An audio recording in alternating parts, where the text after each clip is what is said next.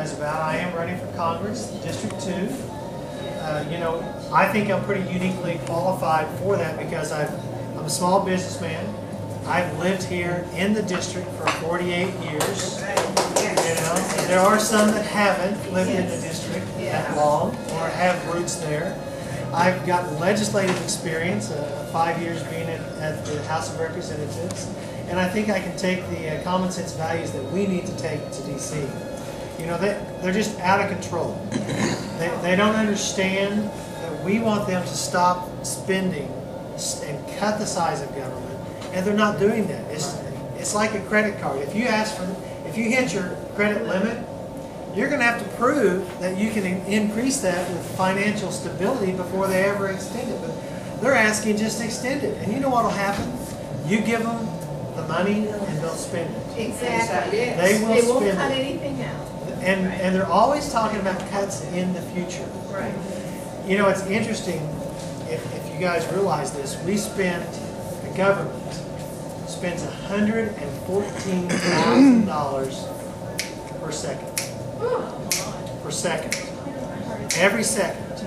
You know, and if I brought a piece of paper and handed it to everybody, and you had to write out an IOU for the debt, you'd have to write a $50,000 check right now. Oh. That's what we're putting on our future, our kids, our grandkids.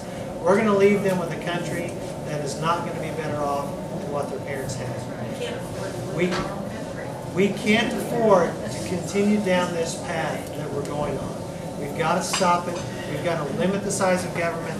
We've got to bring accountability. I know we were talking about the EPA. I mean, the EPA is coming in on our water issues, our sanitation issues, our air quality, and even which light bulb you've got to have in your house. And there's no accountability in those agencies. I had a bill last year that we passed. It was an administrative rules bill. Agencies and boards, through a rule process, make law. And there's not a legislator that's held accountable for it. On the state side, all we could do is disapprove it. But I passed a bill last year that the governor signed. She was very supportive of it. That any kind of rule that had a fee increase or had a scope of expansion of a field of practice had to be a vote of the legislature. That way, if somebody voted for it and you didn't like it, send them home. And we need the same thing on the federal level because no one is over the agencies. No one is over the EPA. No one is over. Pretty soon, there's going to be an agency that's going to say chicken fried steak is no longer good in Oklahoma. I mean, that's how detailed they're going to want to take that, you know, every little bit away from you and micromanage your life. We need to get government out of our lives, get it off our backs. Let us take the risk. Let us take the challenges and let us fall or succeed on our own merit. You know? You go. Yes. Yes. Well, as a matter of fact, my daughter told me yesterday that she heard that they were going to start taxing fast foods.